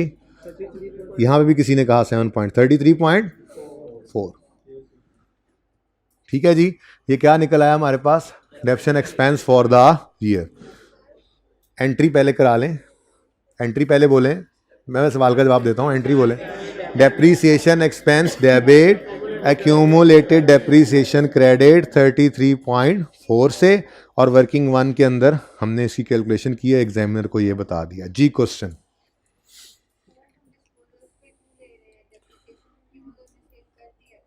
हाँ लेकिन इस साल में 6 महीने इस्तेमाल किया है ना, नहीं एक बार डेप्रीसिएशन चार्ज करेंगे, अभी सारा कुछ इसमें से नहीं, मैंने डिस्पोजल रिकॉर्ड नहीं किया अभी मैंने डिस्पोजल रिकॉर्ड नहीं किया, अभी मैंने डिस्पोजल के आ जाने पर डेप्रीसिएशन एक्सपेंस की कैलकुलेशन पे क्या असर पड़ता है वो बताया है। डिस्पोजल के तो अभी स्टेप्स लिखवाऊंगा, एसेट अकाउंट में से इसकी कॉस्ट को बाहर फेंक देंगे, अक्यूमुलेटेड डेप्शन अकाउंट में इसकी जितनी डेप्शन इकट्ठी हुई पड़ी वो निकाल के बाहर फेंक देंगे, कहाँ फेंकेंगे ये कल बताऊंगा, निकाल के बाहर फेंक देना हम, ठीक है ना। तो ये तो अभी मैंने सिखाना है, फिलहाल तो मैंने सिर्फ ये बताया कि अगर सवाल के अंदर डिस्पोजल आ जाए तो आपके डेप्शन एक्सपेंस की कैलकुलेशन में क्या फ़र्क पड़ेगा, आपने ओपनिंग में से उसको माइनस कर देना, क्योंकि यहाँ पड़ा रहा तो पूरा साल डेप्शिट होगा, लेकिन जितना अरसा इस्तेमाल किया वो तो डेप्शिट करना है ना, क्योंकि डेप्रीसिएशन। अच्छा एक बात बताएं, ये एसेट हमने खरीदा है तो ये पूरा साल क्यों नहीं डेप्रीशिएट किया, है ना, तो फिर इस साल आ गया तो 12 महीने करें डेप्रीशिएट। हमारे पास साल के शुरू में था ना, 6 महीने रहा ना, 6 महीने हमने ही इस्तेमाल किया ना, तो उसकी वैल्यू लूज करने की कॉस्ट हमें ही लगनी चाहिए ना। 6 महीने उस एसेट ने हमें ही फायदा दिया ना, तो फिर उस उतने अरसे का एक्सपेंस हमने लेना है कि नहीं लेना। ये वाली बात दोबारा समझा दें, मंथ्स के साथ जैसे आपने कैलकुलेट किया है ना, ये वाला ये ऑन डिस्पोजल्स वाला जो पॉइंट है ना, उसको आपने डिस्पोजल की वैल्यू ली, आपने कहा जितना हमने डिस्पोजल किया है 40, जो आप कह रहे हैं कॉस्ट। सवाल नहीं आया अभी तक आपकी तरफ से भाई, 1 मिनट प्लीज। डिस्पोजल की देखिए ना, कॉस्ट 40 है, हाँ है, उसके ऊपर आपने रेट लगाया है, हाँ ठीक है। अब आप कह रहे हैं कि कितने हमारे पास कितने महीने पड़ा हुआ है इस साल के अंदर कितने महीने इस्तेमाल किया है। सर, ये तो परचेज की डेट है ना, तो बेटा इस साल की डेट ऑफ सेल गिवन है, इस साल में आगे देखो 30 जून 18 पे हमने बेचा है, जी तो ये इस साल में कितने महीने इस्तेमाल हुआ है, 6 मंथ। तो इस साल की 6 महीने की डेप्शन हमने ले ली, 6/12। डेप्रीसिएशन को हम प्लीज बेटा आपस में बातें करने का किसी ने बोला है आप लोगों को। डेप्रीसिएशन हमने स्टार्ट करनी है उस दिन जिस दिन एसेट हमारे पास आ जाए, और रोक देनी है उस दिन जिस दिन हमारे पास से चला जाए। अब जब ये 15 में आया होगा तो 15 वाले साल में हमने अक्टूबर नवंबर दिसंबर 3 महीने इसको डेप्रीशिएट किया होगा, फिर 16 के साल में पूरा साल, 17 में पूरा साल, 18 में 6 महीने इस्तेमाल किया, तो 6 महीने डेप्रीशिएट करके डेप्शन को रोक दो। अभी मैंने डिस्पोजल नहीं रिकॉर्ड किया, अभी मैंने सिर्फ कहा है कि इस जाने वाले एसेट को सिर्फ 6 महीने डेप्रीशिएट करना है, अभी मैंने इसको डिस्पोज नहीं किया। अभी समझो मैं 30 जून पर इसको लेके आया हूं, इसको 30 जून पे मैं ले आया हूं, अब मैं डिस्पोज करने जाऊंगा इसको इसके बाद जी। क्वेश्चन, किसकी एंट्री, मैं होने की कह रहा हूं, अभी डिस्पोजल मैंने रिकॉर्ड नहीं किया, करवाता हूं, उसकी एंट्री ही सिखाऊंगा उसकी जी। आपका सवाल,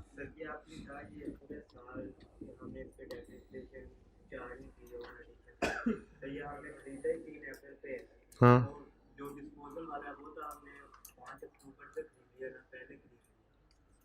बेटा 15 वाले साल में जब खरीदा तो उन 3 महीनों की डेप्शन 15 में चार्ज की थी, 16 वाले साल की डेप्शन 16 में चार्ज की, 17 के साल की डेप्शन 17 में चार्ज की, अब 18 में खड़े हैं, इस साल की बात कर रहा हूं मैं, ठीक है।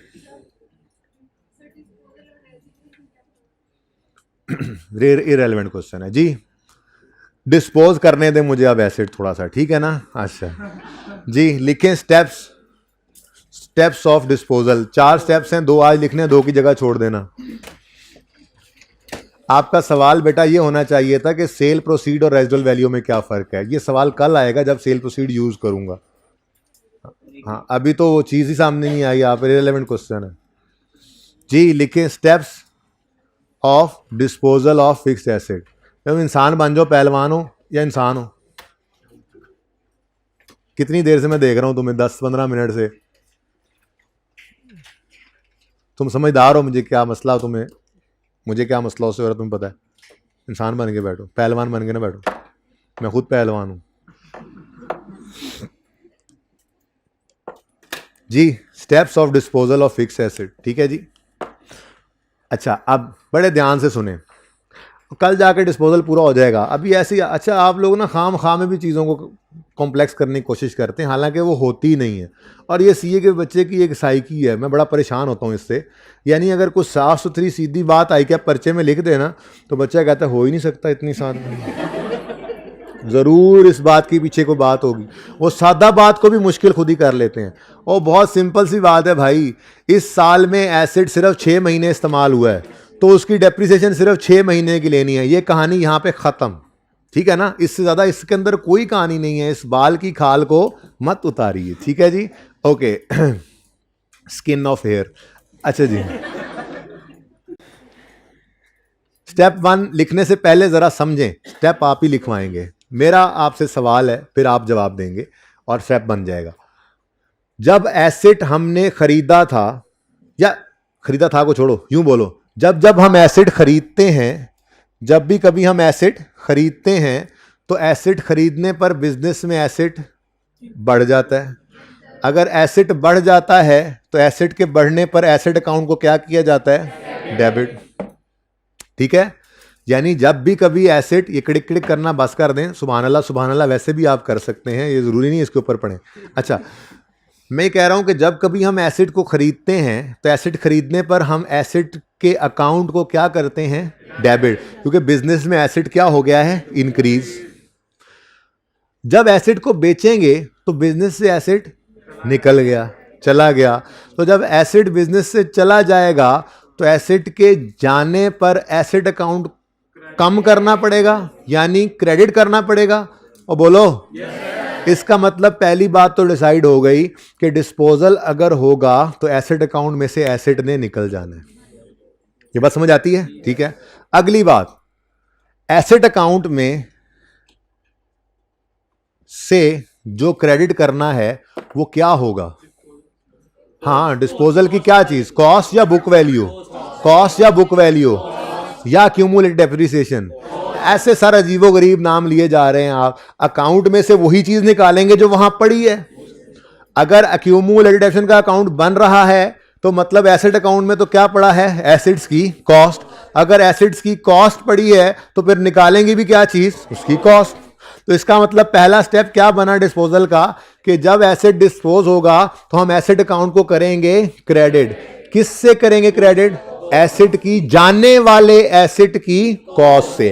क्योंकि जब वो खरीदा था तो हमने एसिड अकाउंट को डेबिट किया था आने वाले एसिड की कॉस्ट से। तो जब वो एसिड जा रहा होगा तो एसिड अकाउंट को क्रेडिट भी करेंगे उस जाने वाले एसिड की कॉस्ट से। उसकी वजह यह है कि एसिड के अंदर होने वाली कमी तो वैसे ही इस अकाउंट में नहीं आई है, तो इस एसिड अकाउंट के अंदर हमेशा उस एसिड की कॉस्ट ही पड़ी रहती है, ठीक है ना।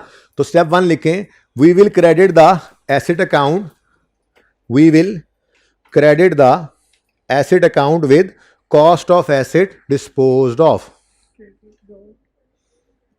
हाँ मैं बोलूंगा दोबारा, आप लोगों ने नहीं बोलना।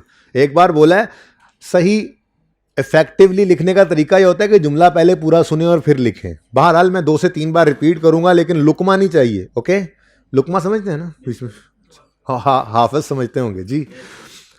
We will credit the asset account with cost of asset dispose of.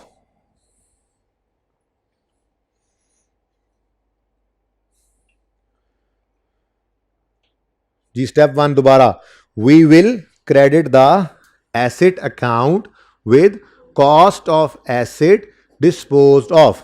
Simple. फिर देखो ना, सादा सी बात है। एसिड जब खरीदा था, एसिड के आने पर एसिड अकाउंट को क्या किया था? डेबिट, एसिड की कॉस्ट से। अब सारी जिंदगी उस एसिड अकाउंट को हमने डेप्रिसिएशन से क्रेडिट किया ही नहीं, तो उसके अंदर तो एसिड की कॉस्ट ही पड़ी है। तो जब वो एसिड जाने लगेगा तो फिर जाते हुए भी उस एसेट की कॉस्ट को उस एसेट अकाउंट में निकाल कर कहीं फेंकेंगे। वो कहाँ फेंकना है वो कल बताऊंगा, फिलहाल एसेट अकाउंट में से तो निकालें, ठीक है। तो step 1, we will credit the asset account with cost of asset disposed of. कितनी कॉस्ट है जी? अब देखो ना, 300 के अंदर पड़ा भी कितना था? 40 ही पड़ा था ना। अब इसको निकालना चाहेंगे तो 40 को माइनस कर देंगे। अब जब ये क्रेडिट हो जाएगा, यहाँ पे माइनस ही हुआ ना, तो क्लोजिंग के अंदर फिर ये नहीं पड़ा होगा, ठीक है ना। लेकिन ये किस दिन होगा वकुआ? 30 जून 18 पर, यानी यकम जनवरी 18 पे ये मौजूद था हमारे पास। जनवरी में भी रहा, फरवरी में रहा, 30 जून तक पड़ा था। 30 जून की शाम को हमने इसको बेच दिया, तो एसेट अकाउंट में से इसको क्या कर दिया? निकाल के बाहर फेंक दिया, निकाल के बाहर फेंक दिया। कहां फेंका है ये इंशाल्लाह कल बताऊंगा। जी जी, तजर्बे वाले बच्चे चुप रहे, ठीक है। तो ये हमने कहां पे फेंकना है ये इंशाल्लाह कल। इसीलिए एक अकाउंट की जगह आपने यहां पे छोड़ देनी है। और होमवर्क के अंदर एक सवाल है जिसमें डिस्पोजल नहीं है, और एक सवाल है जिसमें 3 डिस्पोजल्स हैं। अब 3 डिस्पोजल वाले सवाल के अंदर जो मैं एक बार करवा रहा हूं वो आपने तीनों बार करना है, तो उसमें 3 अकाउंट्स की जगह खाली छोड़ना है, ठीक है। बहरहाल फिलहाल तो ये अकाउंट बनेगा ही नहीं, कल इंशाल्लाह बनाएंगे डिस्पोजल अकाउंट, ठीक है ना। हाँ जी,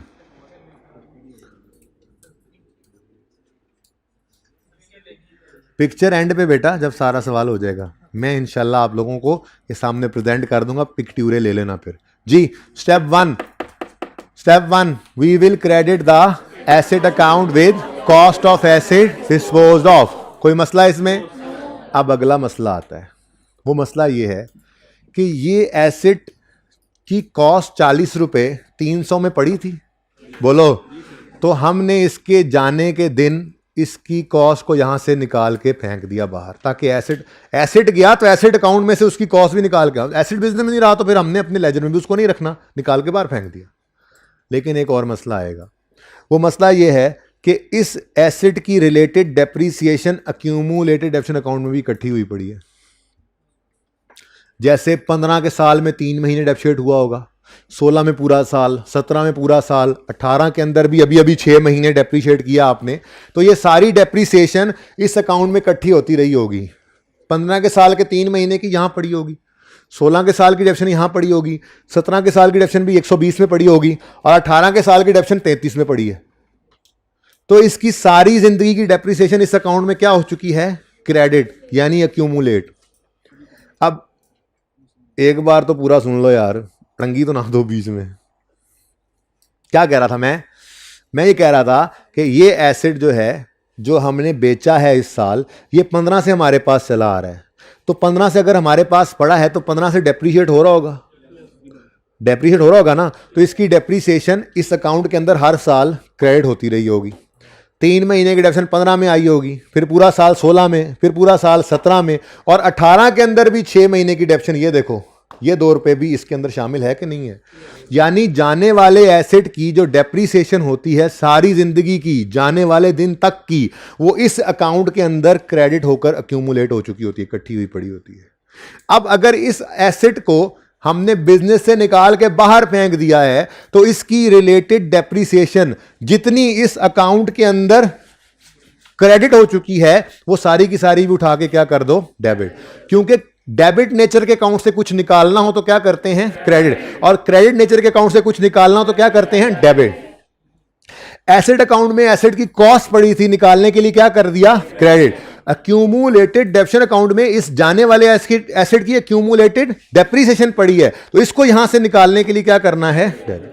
क्योंकि जब एसेट चला गया तो वो अपनी कॉस्ट भी ले जाएगा और अक्यूमुलेटेड डेप्रिसिएशन भी ले जाएगा, ठीक है। अब अगला सवाल, ये समझ आया है? ये स्टेप 2 में बता रहा हूं कि स्टेप 1 क्या था? एसेट अकाउंट में से एसेट की क्या निकाल दो? कॉस्ट। और स्टेप 2, इसकी अक्यूमुलेटेड डेप्रिसिएशन को अक्यूमुलेशन अकाउंट में से निकाल दो। अब कितने अरसे की अक्यूमुलेशन निकालेंगे? जितने अरसे की डेप्रीसिएशन यहां पे इकट्ठी हुई पड़ी है, ठीक है। और वो कितने अरसे की है? डेट ऑफ परचेज से डेप्रिसिएट करना शुरू किया और 30 जून तक करते चले आए हैं हम। इस साल में भी 6 महीने हमने इसको डेप्रीशिएट किया है, ठीक है। तो इसकी सारी जिंदगी की डेप्रीसिएशन, जिसमें से 2 साल और 3 महीने की डेप्रिसिएशन यहां पे इकट्ठी हुई पड़ी थी, है कि नहीं है? और 6 महीने की यहां पे भी आ गई, तो इसकी सारी जिंदगी की डेप्रिसिएशन बेटा सारी की सारी यहीं से निकालेंगे, बीच में मत बोला करें प्लीज़, पूरी बात सुना करें, जब मैं कोई बात कंक्लूड कर लिया करूं फिर क्वेश्चन किया करें, ठीक है जी। मैं ये अर्ज कर रहा हूं कि एसिड हमारे पास 15 में आया था, उसकी 15 की डेप्शन 15 के साल में रिकॉर्ड की हमने, फिर 16 में भी की, 17 में भी की। अक्यूमुलेटेड डेप्शन का मतलब ही क्या है, इसके अंदर डेप्शन इकट्ठी होती रहती है, हर साल होती रहती है। तो यकम जनवरी 18 तक की डेप्रिसिएशन इस जाने वाले एसिड की 120 में शामिल होगी और 30 जून 18 तक के 6 महीनों की इस 33 में शामिल हो गई। तो सारी जिंदगी की इसकी डेप्शन यहां पे क्रेडिट होगी कि नहीं हो गई? कुछ पिछले सालों में क्रेडिट होकर आ गई, 6 महीने की इस साल में भी क्रेडिट हो गई। अब ये सारी जिंदगी की इसकी डेप्रिसिएशन जो है हमने इस अकाउंट में से निकालनी है। तो क्या करना पड़ेगा? क्रेडिट नेचर की चीज है, कुछ यहां से निकालना है तो क्या करना पड़ेगा? डेबिट करना पड़ेगा। तो स्टेप 2 पहले लिखो, कैलकुलेशन बाद में सिखाता हूं। स्टेप 2 क्या है? वी विल, पहले स्टेप 1 याद कराओ मुझे।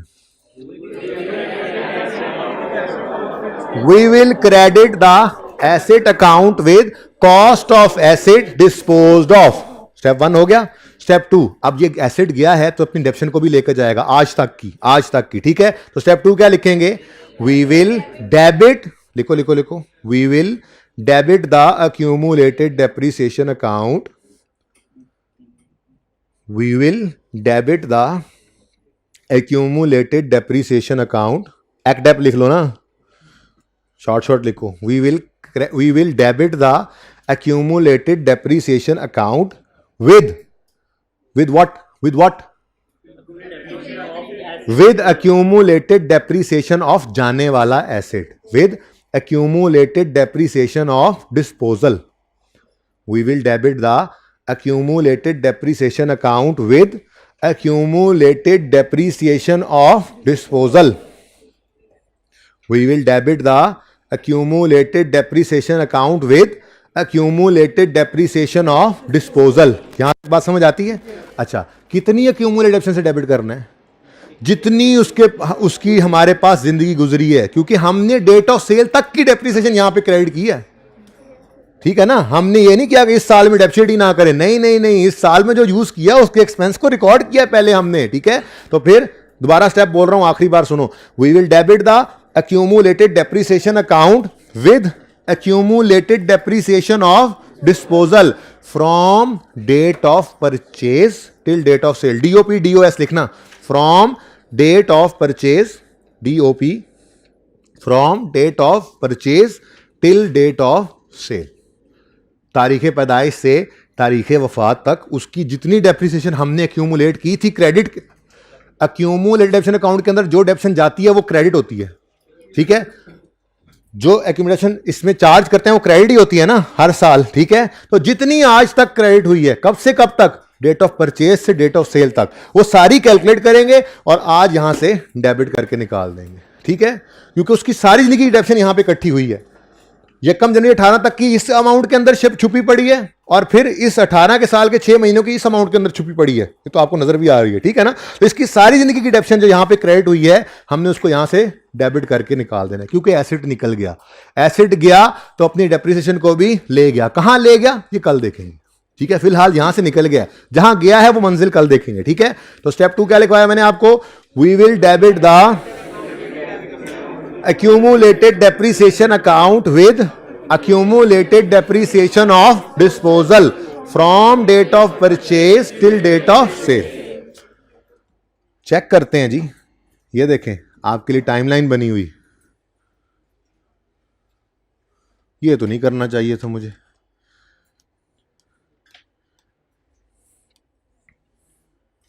लें भाई, ये टाइमलाइन है। यकम अक्टूबर 15 को हमने ये एसिड खरीदा था, बोलो। इसकी जिंदगी का पहला साल एंड हुआ 31 दिसंबर 15 पे, ठीक है ना। तो इस साल की अगर डेप्रिसिएशन कैलकुलेट करूं मैं अलग से, इस साल कितनी डेप्रिसिएशन चार्ज हुई होगी, तो हमने कहा जी 40 की कॉस्ट पकड़ो, इंटू 10% करो, इंटू 3/12 करो, आंसर इज 1। तो 15 के साल में ये 1 रुपया डेप्रिसिएट हुआ था। फिर 16 के साल के अंदर तो ये ओपनिंग में आ गया होगा, पूरा साल डेप्रिशिएट किया होगा हमने 4। 17 के साल में भी ये ओपनिंग में पड़ा होगा, पूरा साल डेप्रिशिएट हुआ होगा 4। और 18 के साल के अंदर इसको हमने अभी अभी थोड़ी देर पहले 6 महीने डेप्रिशिएट किया है तो 2 रुपये। अब 1 जमा 4 जमा 4 जमा 2, यानी आज तक ये एसेट हमारा जो है ये 11 रुपए की डेप्रिसिएशन एक्यूमुलेशन अकाउंट के अंदर इकट्ठी कर चुका है, जिसमें से आप अगर गौर करें तो 4 और 4 8 और 1 9 रुपए की डेप्रिसिएशन इस 120 में छुपी पड़ी होगी और 2 रुपए की डेप्रिसिएशन जो है वो इस 33.4 में पड़ी है। तो 9 2 11, 9 2 11, ठीक है। ये पूरे 11 की डेप्रिसिएशन जो है अभी क्लास के बाद आपने 9 2 11 होना है, ठीक है। खबरदार को मेरे पास आया तो इंटर वालों के अलावा जी, जाहिर है आप घर जाकर प्रैक्टिस करेंगे ना इसकी, फिर कल इंशाल्लाह हम इसी की पिटाई दोबारा करेंगे। ओके, वैसे कल तक आप कॉन्फिडेंट होंगे जी। तो 9 रुपए की डेप्रिसिएशन यहां छुपी पड़ी है, 2 रुपए की यहां, तो टोटल कितनी इस अकाउंट में क्रेडिट हो चुकी है 11। इसको डेबिट करना है, पूरे के पूरे 11 को यहां से डेबिट करना है, तभी इस एसेट की डिडक्शन सारी निकलेगी, ठीक है। तो ये मैं आपको लिखवा रहा था, ये 11 रुपए की फिगर को आपने डेबिट करना है एक्यूमुलेटेड डिडक्शन अकाउंट में से, ठीक है, क्योंकि ये वो डेप्रिसिएशन है जो एसेट की डेट ऑफ परचेज से लेकर डेट ऑफ सेल तक की डेप्रिसिएशन, ऐसा ही है। लेकिन इसको ऐसे कैलकुलेट नहीं करना, इसमें बहुत टाइम लगेगा, ठीक है। इसका एक शॉर्टकट है, वो शॉर्टकट बताता हूं, उसके बाद छुट्टी, ठीक है। स्ट्रेट लाइन मेथड है। स्ट्रेट लाइन मेथड की खसूसियत क्या बताई हुई है आपको? हर साल डेप्रिसिएशन बराबर, हर साल डेप्रिसिएशन बराबर, ऐसा ही है। मतलब अगर 1 साल की डेप्रिसिएशन 10 रुपए हो तो 3 साल की डेप्रिसिएशन कितनी बनेगी? 10 × 3। अगर 1 साल की डेप्रिसिएशन 10 रुपए है, स्ट्रेट लाइन मेथड है, तो 5 साल की डेप्रिसिएशन कितनी होगी? 50। अगर 1 साल की डेप्रिसिएशन 10 रुपए है तो 5.5 साल की डेप्रिसिएशन कितनी होगी? 55। बात समझ रहे हो? ये स्ट्रेट लाइन की खसूसियत है, हर साल डेप्रिसिएशन एक्सपेंस क्या होता है? सेम। तो इसका मतलब ये हुआ कि अगर हम स्ट्रेट लाइन मेथड में एक्यूमुलेटेड डेप्रिसिएशन निकालना चाहें जाने वाले एसेट की सारी जिंदगी की, तो हम 1 साल की डेप्रिसिएशन निकालेंगे और जितनी जिंदगी उसने हमारे पास गुजारी है उस जिंदगी से मल्टीप्लाई कर देंगे, तो सारी जिंदगी की डेप्रिसिएशन हमारे पास आ जाएगी, है कि नहीं? अच्छा, तो फिर वो लंबी लंबी नहीं छोड़नी आपने, मतलब टाइमलाइन नहीं बनानी, बल्कि एक्यूमुलेटेड डेप्रिसिएशन ऑफ डिस्पोजल के लिए स्ट्रेट लाइन मेथड में ये सहूलत मौजूद है, आप शॉर्टकट लगा सकते हैं। कैसे निकालेंगे ये एक्यूमुलेटेड डेप्रिसिएशन? आप जी depreciation expense of 1 year calculate करेंगे और फिर उसको मल्टीप्लाई कर देंगे लाइफ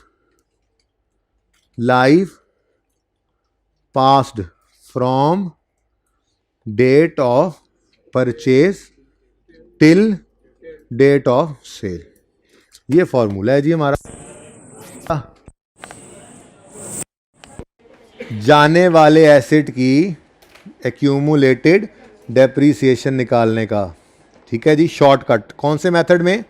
स्ट्रेट लाइन में। हाँ, ये रिड्यूसिंग बैलेंस में इंशाल्लाह कल या परसों जब भी शुरू करेंगे देखेंगे आप, ये बदल जाएगा। तो एक्यूमुलेटेड डेप्रिसिएशन ऑफ डिस्पोजल निकालने का शॉर्टकट क्या है? 1 साल की डेप्रिसिएशन निकालो और लाइफ को ज़बानी गिनती करके मल्टीप्लाई कर दो उससे, ठीक है। अच्छा जी, अब 1 साल की डेप्रिसिएशन कैसे निकलेगी बता देंगे? बता दें, बताना पसंद करेंगे जी? बड़ी मेहरबानी, फिर बताएं ना। 40 कॉस्ट है, स्ट्रेट लाइन मेथड है, वैल्यू गिवन नहीं है वरना माइनस करते, इनटू 10%। जब ये हमने कर दिया तो ये 4 रुपए की डेप्रिसिएशन आ गई 1 साल की।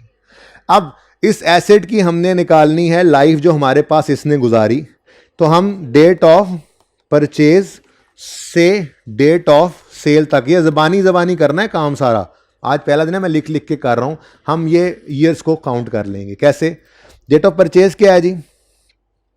1 अक्टूबर 15 और डेट ऑफ सेल 30 जून 18। अब स्टेप 1 में आपने क्या सोचना है? Year and. हमारा ईयर एंड क्या है? 31 दिसंबर। तो 1 अक्टूबर 15 को जब ये एसेट आया है, वैसे तो मैं यहाँ पे करवाया हूँ ये काम, लेकिन चलें ज़रा अच्छा, इससे ज़्यादा अच्छा समझ आ जाता है। 1 अक्टूबर 15 पे जो एसेट मैंने ख़रीदा था, पहला ईयर एंड इसका कब आया होगा? 31 दिसंबर 15 पे। तो 31 दिसंबर 15 तक के 31 दिसंबर 15 वाले साल में ये एसेट कितने महीने चला होगा? 3/12। 16 वाले साल में पूरा साल ईयर्स में कैलकुलेशन करते हैं। 17 वाले साल में पूरा साल, 18 वाले साल में 6/12। अब कैलकुलेटर के ऊपर ये तीनों चीज़ें, चारों चीज़ें ऐड कर दो तो 3.25 साल बन गया 3.25 साल ही बनता है। 2 साल और 9 महीने बनता है तो 3.25 साल ही बनता है। ये बात किस बच्चे को समझ नहीं आई? हाइब्रिड मुझे नजर नहीं आया कोई हाथ, अगर कोई है तो फिर क्लास के बाद मुझसे पूछ ले, ठीक है। तो हमने क्या किया जी, हमने ये एसेट जक्कम अक्टूबर 15 को खरीदा तो 31 दिसंबर 15 पहला ईयर एंड आया। कितने महीने उस साल में चला? 3 महीने। फिर 16 वाले साल में कितने महीने चला? पूरा साल। 17 वाले साल में कितने महीने चला? पूरा साल। 18 वाले साल में 6 महीने। तो ये सारों को ऐड करें तो टोटल ईयर्स कितने बनते हैं? 2.75। अब ये 2.75 ईयर्स को आपने यहां पे जाकर मल्टीप्लाई कर दिया, ठीक है जी। तो आपके पास आंसर क्या आ गया? ये वही 11 नहीं है, थोड़ी देर पहले निकाला था, ठीक है। तो ये जो है ना DOP DOS ये लिख, ये तो पहला दिन है ना, सब कुछ लिख रहा हूँ, ये जबानी आपके हाथ के ऊपर गिन लिया करेंगे ये, ठीक है ना। और 2.75 निकाल के इसको लिख देना है आपने, वरना तो इस पे भी टाइम ही लग जाना है। तो 11 रुपीज़ की क्या है जी? एक्यूमुलेटेड डेप्रीसिएशन है from date of purchase till date of sale, ऐसा ही है। तो इसको हमने क्या करना है? इसको हमने डेबिट करना है। कहां से डेबिट करना है? एक्यूमुलेटेड डेप्रीसिएशन अकाउंट से डेबिट करना है। किस दिन? 30 जून 18 पे। इसको यहां से डेबिट करके क्रेडिट कहां करना है ये मैंने अभी नहीं बताया। नहीं मैंने अभी नहीं बताया, ठीक है जी। अब सुने, ये दोनों अकाउंट्स कंप्लीट हो चुके हैं, ठीक है। ये दोनों अकाउंट्स कंप्लीट हैं। जो तीसरा अकाउंट है उसकी जगह खाली छोड़नी है आपने, ठीक है। क्लोजिंग बताएं मुझे। 340 और एक्यूमुलेटेड डेप्शन का अकाउंट क्लोजिंग ये 11 माइनस करके बताना, 142.4, ठीक है जी। अब आपने, जब मैं ये दिखाता हूं तस्वीर के लिए आपको, फिलहाल सुने, आपने होमवर्क के अंदर क्वेश्चन 22 जो करना है इसमें डिस्पोजल है ही नहीं। सिंपल क्वेश्चन है, रिवीजन है, ताकि आपका रिड्यूसिंग बैलेंस मेथड या स्ट्रेट लाइन मेथड जो भी हो रिवाइज हो जाए। नहीं मसला ना रहे आपको रिड्यूसिंग बैलेंस स्ट्रेट लाइन, आपको बस पक्का पता लग जाए, ठीक है ना। रिड्यूसिंग बैलेंस आज करके मैं होमवर्क मैंने स्ट्रेट लाइन दे दिया, ठीक है। दूसरा क्वेश्चन नंबर 23 है, इसके अंदर अगर आप गौर फरमाएं तो डिस्पोजल 3 है। आप 3 डिस्पोजल हैं तो परेशान नहीं होना। जो काम एक डिस्पोजल के लिए किया मैंने वो 3 दफा आपने तीनों के लिए कर लेना है, ठीक है। आप जा सकते हैं, जाना चाहें तो, होमवर्क को पता लग गया, सिर्फ आप, बाकी बैठे। अच्छा, तो आपने क्या करना है जी? आपने एक्सक्लूडिंग डिस्पोजल जैसे लिखा हुआ है, यहां से हमने एक को माइनस किया है, आपने तीनों को अलग अलग माइनस कर देना है। तीनों को यहां लाकर डेप्रीशिएट कर देना है। तीनों के लिए ये वाली वर्किंग अलग अलग परफॉर्म करनी है। तीनों के लिए ये दोनों स्टेप्स अलग अलग परफॉर्म करने हैं। Step 1 asset account credit, step 2 accumulation account debit. कर लेंगे इंशाल्लाह। अब तीनों के लिए डिस्पोजल अकाउंट भी मैंने कल चूंकि बनवाना है, तो होमवर्क वाले सवाल के अंदर 3 अकाउंट्स की जगह भी छोड़ के आना, जिसपे 3 डिस्पोजल अकाउंट आप बनाएंगे, क्योंकि मैं तो एक डिस्पोजल अकाउंट इस सवाल का बना के उसी वक्त आप लोगों से अगले सवाल के तीनों डिस्पोजल अकाउंट्स बनवाऊंगा, ठीक है। तो आज के लिए इतना ही जी। जिंदगी रही तो कल होगी मुलाकात। अल्लाह हाफिज।